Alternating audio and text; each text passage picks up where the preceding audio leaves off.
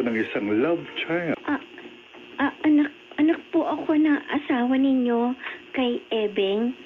Iyon pong nagtitinda ng lugaw sa pier.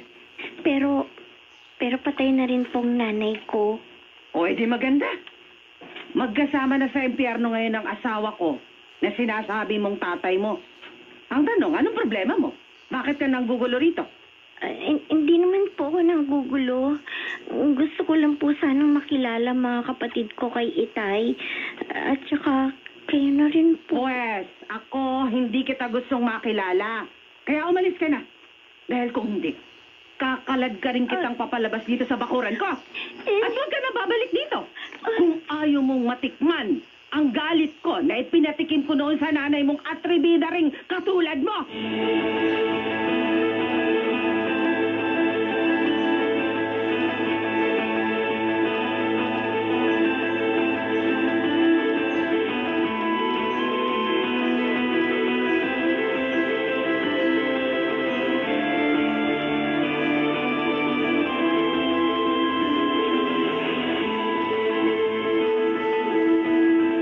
Totoo, sa akin unang nagtanong yung batang yon na sinasabi mong anak ng tatay mo sa ibang babae.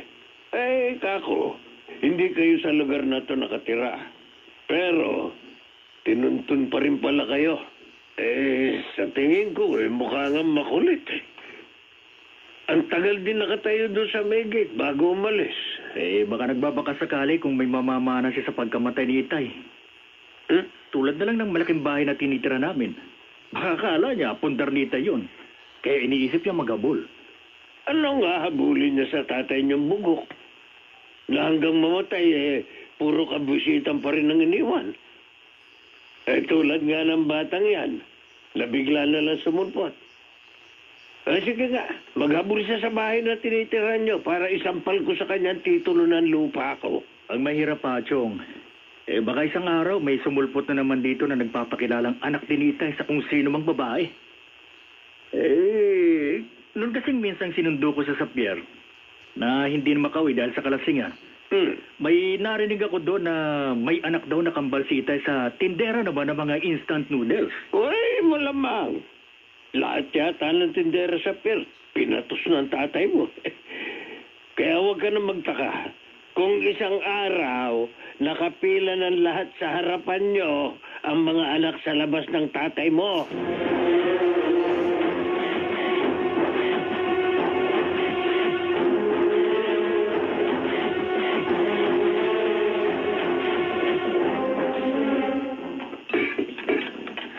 Hay nako, ang tigas talaga ng tuktok mo, Cecil.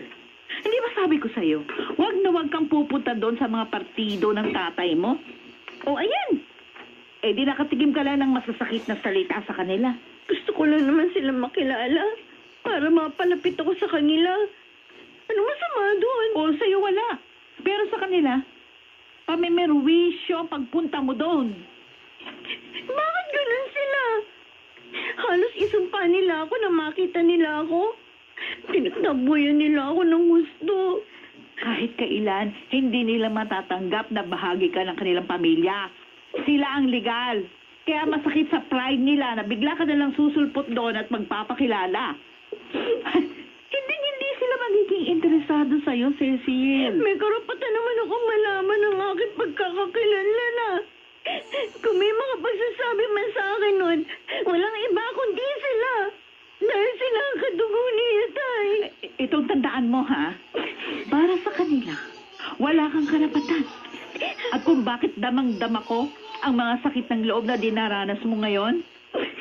Dahil katulad mo. Anak din kami sa labas ng nanay mo. Narinig mo ba sinabi ko, ha? Anak din kami sa labas ng nanay mo. Kaya pare-pareho tayong hinuhubaran ng mga karapatan sa mundong ito.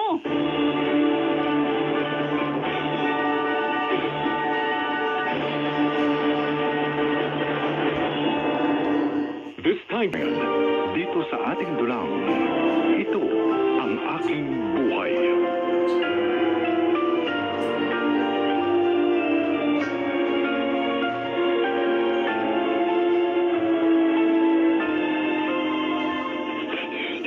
Sakit-sakit, Robin.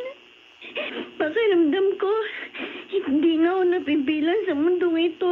Cecil, Parang kahit sinong tao makaharap ko, pinandidirihan ang pagkatao ko. huwag mong maliitin ang sarili mo dahil lang sa sitwasyon mo. Alisin mo sa katawan mo yung ganyang pakiramdam. Sa halip, pag-focus ka na lang sa mga bagay na mas mag-aangat sa mga kakayahan mo. Sa panig mo, madaling sabihin yan. Kasi may nanay ka, may tatay ka, kumpleto yung pamilya nyo. Pag-isip mo sa umaga, may dalawang nagmamahal sa'yo. Nayayakapin ka ng mahigpit para ipadama sa'yo kung gaano kaganda ang mundo. Cecil, wala namang perpektong pamilya eh. May misunderstandings din si Papa at Mama. Pero hindi ako nakikialam sa problema nila. Dahil sila rin naman ang makalulutas sa mga yun eh. Ang ginagawa ko, mas itinutuon ko na lang ang atensyon ko sa pag-aaral. Sana nga, kaya ko rin gawin yan. Pero kahit na ano pang sabihin mo, maliwanag na magkaiba talaga ang mga sitwasyon natin. It's mind over matter, Cecil. Tingnan mo, sa uli, malalampasan mo lahat yan.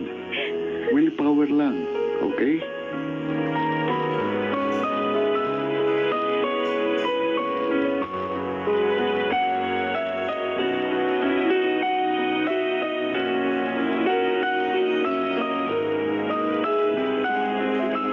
Deo Macalma at Elaine Apit. Bumalik pa ba uli yung batang babaeng nagpakilalang anak ng tatay mo, Jonas? Ay, hindi pa po, Chong. Pero inaabangan ko talagang pagbabalik niya. Gusto ko kasi siyang kausapin tungkol sa ilang bagay. Magmula nga po kasi nang sumulpot siya doon sa bahay, madalas na namang sumpungin ng anxiety si nanay. Idaan mo na lang sa diplomasya. Nitong huli, naisip ko rin baka nga gusto lang makipaglapit sa inyo ng batang yon. Baka nga naghahanap lang ng kalinga. Kung sa bagay, hindi naman nakasalanan ng pagkakasulpot niya sa mundo. Kung kaya naguguluhan din siya sa sitwasyon niya. Inaalala ko po kasi si Nanay Chong. Baka po kasi tumaas ang presyo ng dugo niya. At kung ano pang mangyari sa kanya. Kapag bigla na namang sumulpot sa bahay yung batang yun. Nauunawaan ko rin ang nararamdaman ng nanay mo. Marami rin kasi siyang daladalang hinanakit sa buong panahon ng pagsasama nila ng tatay mo. Namatay at namatay nga naman ang tatay mo na hindi sila nagkaroon ng maayos na pag-uusap tungkol sa maraming bagay. Kahit kailan, hindi niya makausap ng matino ang tatay mo dahil basta na lang siya tinatalikuran.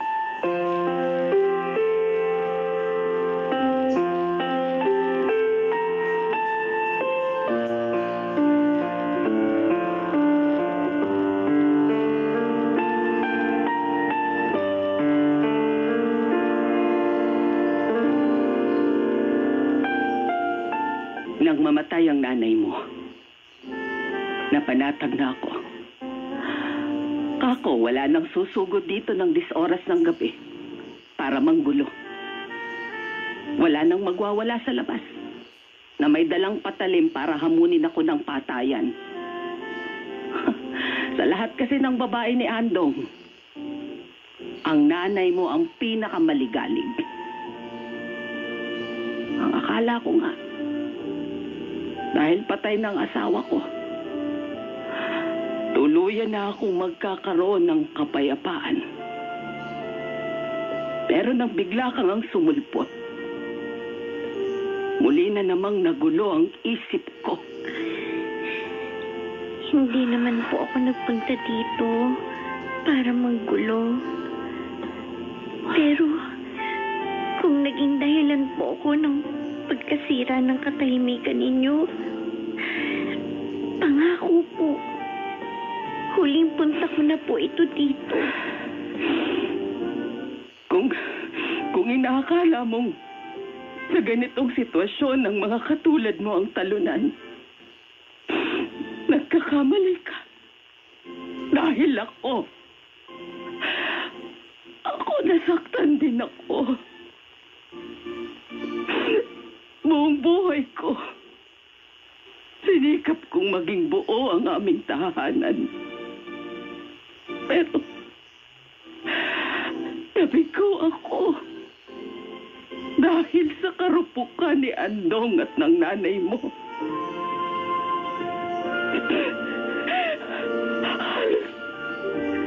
Halos magpakamatay na rin ako doon. Nang tuluyan na silang magsama. Dahil ipinagbubuntis ka na nga noon ng iyong ina. Kabuhayan, pera, lahat ng yun. Inagaw sa akin ng nanay mo. Ako na po ang humihingi sa inyo ng tawad sa mga nagawang kasalanan sa inyo ni Inay.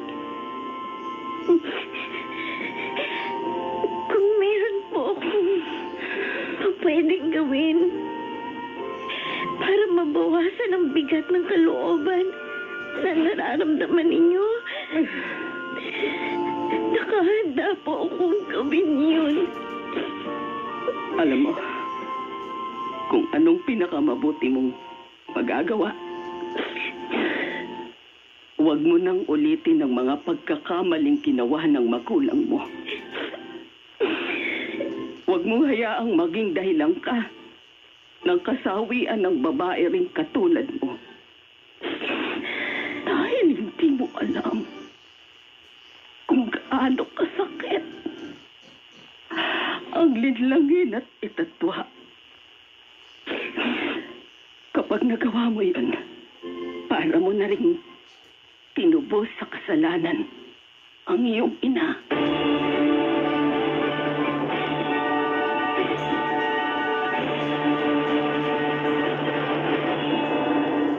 Pride Bar Blue. Hindi lang puti, isla puti.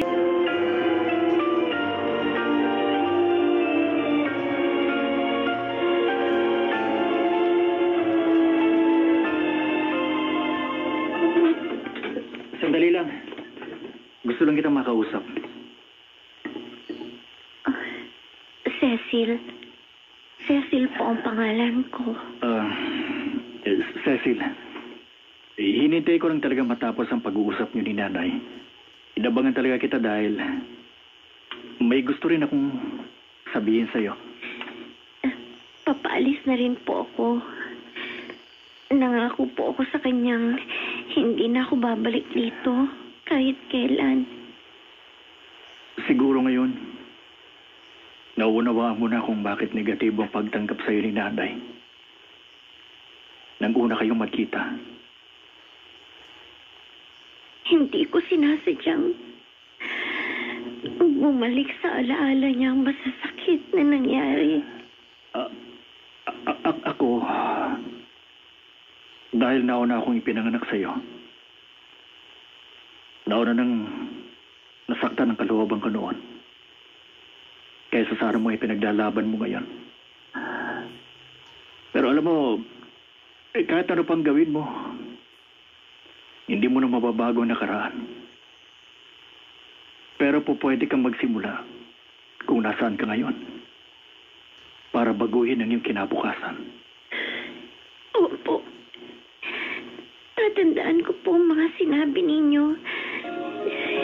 Sige po. Aalis na po ako.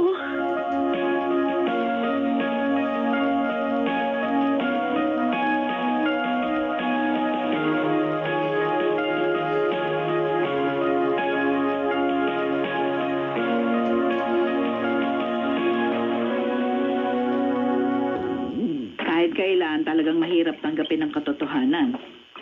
Pero katotohanan lang din ang makapagpapalaya sa mga sakit ng kalooban at kalungkutan, Cecil. Sana naman. Huling beses ko na itong sasabihin sa'yo, ha. Nananawa na rin ako ng kakapangaral sa'yo. Sorry. Sorry sa mga pagkakataong nauubos ko ang pasensya mo. Pero sa pagkakataong ito, nauunawaan ko na ang lahat ng mga sinasabi mo. Mabuti naman kung gano'n. Dahil hirap na rin ang kalooban ko. kung paano ka tutulungan na iahon sa mga bagay na ayaw mong talikuran. Cecil, panahon na para baguhin mo yung mga pananaw mo sa buhay. Para din yan sa ikabubuti mo.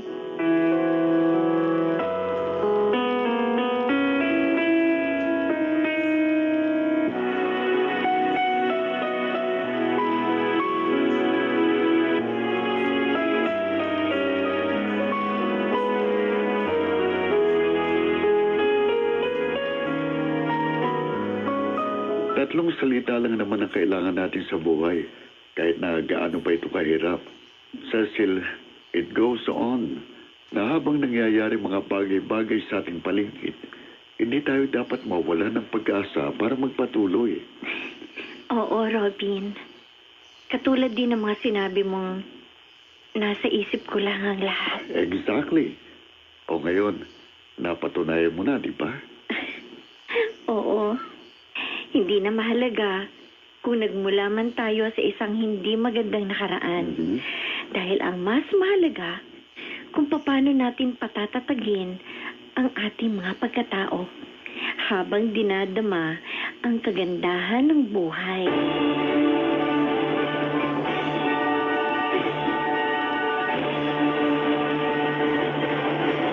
Lubhang mahalaga kung paano ko uunawain ang aking sarili para mas matagpuan ko ang aking katuturan sa mundo.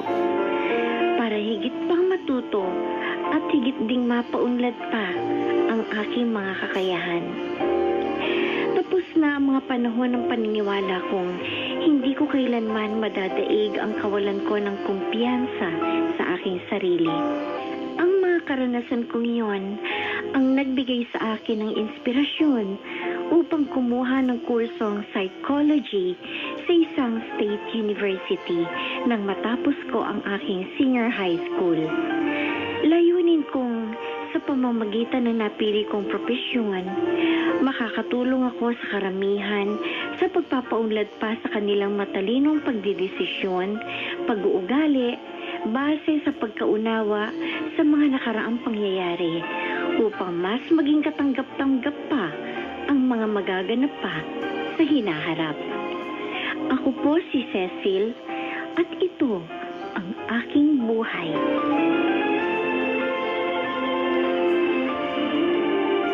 Lumilikha ng lakas at katatagan ng loob ang pagtanggap sa katotohanan. Natutuklasan din sa pamamagitan nito ang mga kapaki-pakinabang na katangian at magagandang pananaw na makapagpapabago sa buhay. Mga nagsiganap, Phil Cruz, Rosana Villegas, Maynard Landicho, Jeneline de la Cruz, Gunel Benapin, at Chiquit del Carmen Amor sa papel na Cecil. Naglapat ng angkop na tunog Jenny Mutiak.